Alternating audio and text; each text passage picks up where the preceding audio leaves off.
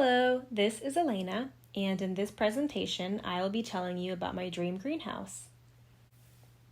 If there really was no limits or money constraints, I would design a greenhouse for my backyard that could be both a conservatory for specimen plants and a greenhouse for food production.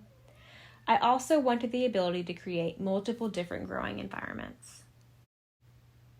With this in mind, I decided to design a gutter-connected greenhouse range with 3 bays. I'm going to come back to this image in a little bit, but first I want to go over some design specifications. The structure of each bay in the range would be made of steel with glass glazing.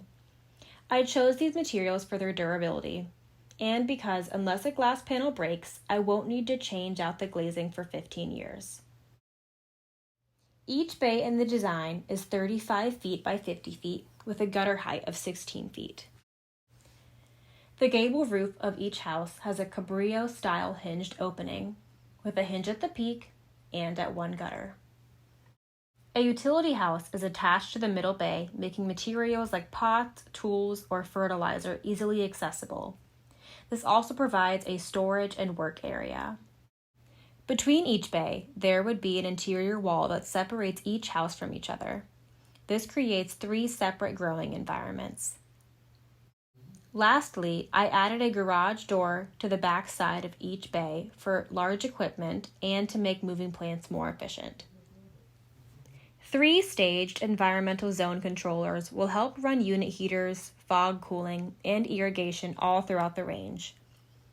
Retractable shade covers will be in each bay that can be used for cooling or light filtering. Half fans will run continuously all throughout the range to circulate air. And the hinge roof and garage doors can also be used for ventilation. The climate in each house can be manipulated easily to accommodate any plant's needs, so I will be using each bay for a different purpose. This is a rough outline of what the range would look like. Bay number 1 would be treated as a conservatory, with plants mostly planted in ground. There may be a few raised benches and a seating area. But I would also like to add some small fruit trees in here because ultimately this greenhouse would be for food production.